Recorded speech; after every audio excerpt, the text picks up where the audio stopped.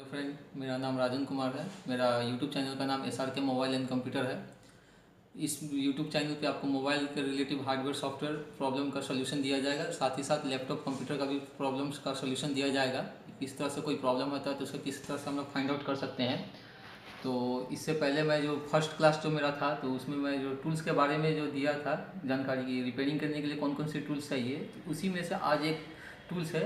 तो उस टूल्स का नाम है डिजिटल मीटर। इस मीटर का क्या यूजेस है, किस तरह से यूज किया जाता है, तो इसके ऊपर में मैं आपको आज जानकारी दूंगा। तो जानकारी देने से पहले कृपया आप मेरे चैनल को लाइक, शेयर एंड सब्सक्राइब करिए। सब्सक्राइब करने के बाद एक बेल आइकन आएगा, वो बेल आइकन को आप दबा दीजिए ताकि मैं जो भी नया वीडियो बना के अपलोड करूँ तो आपके पास नोटिफिकेशन के द्वारा मिल जाए और आप उस वीडियो को देख सकते हैं। तो चलिए मैं दिखाता हूँ ये डिजिटल मीटर को। तो ये एक डिजिटल मीटर है, ये मेरा है। ये काफ़ी कॉस्टली है, ये लगभग 700-800 रुपये दाम। मार्केट में नॉर्मल आपको 200 रुपये के रेंज से आपको ये मीटर मिल जाएगा। तो इस मीटर को मैं अभी पीछे से, इसमें बैटरी लगता है, इसको आप खोल के बैटरी लगा लीजिए। इसमें 9 वोल्ट का छोटा सा बैटरी आता है, सेल बैटरी। ये यहाँ पर पावर स्विच है, इससे आप ऑपरेट कर सकते हैं ऑन ऑफ। जब आपको यूज़ नहीं करना है तो इसको ऑफ कर दीजिए। अभी मैं इसको ऑन करता हूँ। इसमें स्विच वगैरह दिया हुआ है, बहुत सारा डिटेल्स लिखा हुआ है। आप जहाँ पे जिस तरह से रिक्वायरमेंट्स आपको चेक करना है उस रिक्वायरमेंट्स आप उसको चेक कर सकते हैं। तो अभी हम दिखाते हैं। ये ब्लैक हो गया कॉमन, इसको हमेशा ग्राउंड रहता है, और ये रेड हो गया उसको पावर चेक करने के लिए। तो यहाँ हमको अभी मोबाइल रिपेयरिंग करने के लिए सिर्फ 2 ही चीज़ की ज़्यादा आवश्यकता पड़ती है। बोर्ड यदि शॉर्ट है, उसका कंटिन्यूटी चेक करना है, पार्ट्स चेक करना है, तो उसके लिए अब ये स्विच के जो ये पोर्ट है, ये दाग देख रहे हैं, इसको हम लोग बीप रेंज में रखते हैं। बीप रेंज में रख के देखिए चेक करते हैं। ओम्स हो गया, ओम्स का वैल्यू होता है, तो इसमें बीप रेंज है डायोड मोड पे। जैसे हम रख के यहाँ पे प्रेस करते हैं, एक साउंड आता है, वहाँ पे मीटर में डिस्प्ले में कुछ कंटिन्यूटी होती है। इससे हम लोग कंटिन्यूटी चेक करते हैं। जैसे सप्लाई, यदि सप्लाई ओके होगा तो ये साउंड आएगा। यदि सप्लाई कहीं भी ब्रेक है मोबाइल का बोर्ड में तो वो साउंड नहीं आएगा। या बहुत समय कुछ पार्ट शॉर्ट हो जाने पर सप्लाई आती है, तो सप्लाई आने का मतलब है पार्ट शॉर्ट है।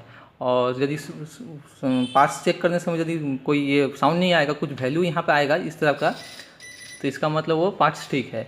और दूसरा इसमें होता है, इसमें हम लोग रेजिस्टेंस वगैरह ओम्स चेक करते हैं, वो मैं आपको नेक्स्ट वीडियो में बताऊंगा। और यहाँ पे हो गया V में 20V में हो गया, तो आप यहाँ से DC वोल्टेज चेक कर सकते हैं। जैसे चार्जिंग वगैरह रिपेयर कर रहे हैं तो बोर्ड में वोल्टेज आ रहा है या नहीं, वो सब के रिगार्डिंग करते हैं।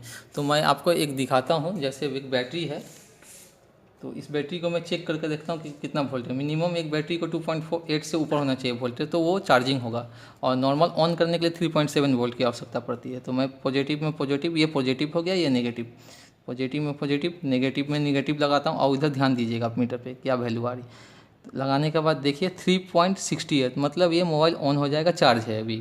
तो इससे हम लोग क्या करेंगे, DC, ये DC का सिंबल है, DC 20 में रख के हम लोग सिर्फ DC लाइन चेक कर सकते हैं। बैटरी हो गया, चार्जिंग जब यूज कर रहे हैं हम लोग, जैसे हम लोग सपोज यहाँ से चार्जिंग प्लग किए मोबाइल में, यहाँ से चेक करने के बाद, यहाँ से चार्ज लगाने के बाद यहाँ पे हम लोग कंटिन्यूटी चेक करेंगे। 3.3 वोल्ट से ऊपर आना चाहिए, पॉजिटिव में पॉजिटिव, नेगेटिव में तो यहाँ पे आना चाहिए। और यहाँ से हम लोग उसका DC वैल्यू देख सकते हैं। तो इसका काम वो DC वोल्टेज चेक करने के लिए होता है। तो जैसे मैं आपको दिखाता हूँ कंटिन्यूटी रेंज में ले जा करके, सपोज इससे पहले भी इस बोर्ड का मैं एक वीडियो दिखाया था जो शॉर्ट है DC मीटर में। तो मैं मीटर से भी एक बार चेक करके दिखाता हूँ कि कंटिन्यूटी बजेगा। यदि कोई ख़राब लाइन चेक करने में बीप आना चाहिए, और यदि बोर्ड शॉर्ट है तो बीप नहीं आना चाहिए। और यदि शॉर्ट है तो वो बीप आएगा। तो हम जैसे लगा रहे हैं, पॉजिटिव में पॉजिटिव, नेगेटिव में नेगेटिव, और बीच का BSI है। इसका भी हम लोग को ज़रूरत नहीं है, आपको मैं नेक्स्ट वीडियो में बताऊँगा इस सब के बारे में भी। तो उसके लिए आप मुझे कमेंट कर सकते हैं। ये देखिए मैं यहाँ लगाया और पॉजिटिव, वहाँ पे डिस्प्ले में वैल्यू 0 हो गया है। हटाते का साथ साउंड बंद, वहाँ पे 1 आ गया। इसका मतलब हो रहा है कि ये बोर्ड शॉर्ट है।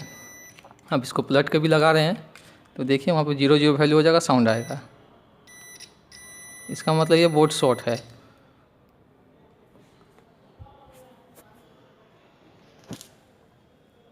और अभी देखिए यदि इसका लाइन चेक करना है तो हम लोग लाइन कैसे चेक करते हैं। सपोज मुझे यहाँ कहीं तो वैल्यू चेक करना है। सपोज मैं कोई पार्ट्स चेक करता हूँ, ये कॉइल है, इस कॉइल में हमेशा बीप आती है, और उधर डिस्प्ले देख सकते हैं 0 वैल्यू हो चुका है। इसका मतलब ये ठीक है। बहुत समय क्या होता है, कैपेसिटर में यदि साउंड आ रहा है तो कैपेसिटर ख़राब होगा। तो हम क्या करेंगे, कैपेसिटर चेक करने के लिए जस्ट इसको ग्राउंड कर दिए और इसको यहाँ लगा रहे हैं एक सिरा पे। मतलब एक ग्राउंड से कनेक्ट रहता है कैपेसिटर और एक पावर लाइन से कनेक्ट। जैसे कि कैपेसिटर का एक लाइन तो ग्राउंड से रहता है और दूसरा लाइन पावर कनेक्शन वगैरह, पावर लाइट, सीपीयू वगैरह से कनेक्ट रहता है। तो यदि कैपेसिटर में दोनों साइड में यदि बीप आता है तो वो ख़राब रहता है। जैसे देखिए एक साइड में बीप आ रहा है, फिर दूसरा साइड से हम चेक कर रहे हैं, मतलब वहाँ डिस्प्ले देखिए वैल्यू आ रहा है। फिर इसको पलट के चेक करेंगे वायर को सेम कंडीशन में, तो एक साइड बीप और एक साइड वैल्यू आएगा। एक साइड बीप आया, एक साइड देखिए वैल्यू है।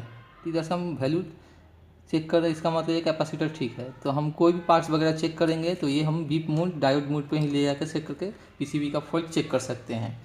और इससे हम लोग ट्रैक वगैरह भी चेक कर सकते हैं। सपोज यहाँ से ये लाइन कहाँ गया है, यदि सपोज यहाँ गया है तो हम लाइन चेक कर सकते हैं। यदि यहाँ से यहाँ यदि लाइन नहीं आ रहा है, ब्रेक है, तो वो साउंड नहीं आएगा। तो इसी टाइप से हम इस मीटर का यूज कर सकते हैं। तो यदि आपको और इसके रिगार्डिंग डिटेल्स चाहिए तो आप मुझे कमेंट्स में कमेंट्स भी कर सकते हैं। उसके बाद मैं आपको इसका फुल एक और कोशिश करूँगा इससे भी अच्छा एक वीडियो बनाने के लिए, कि आप उससे भी आपको कुछ जानकारी मिल सके। तो तब तक के लिए नमस्कार।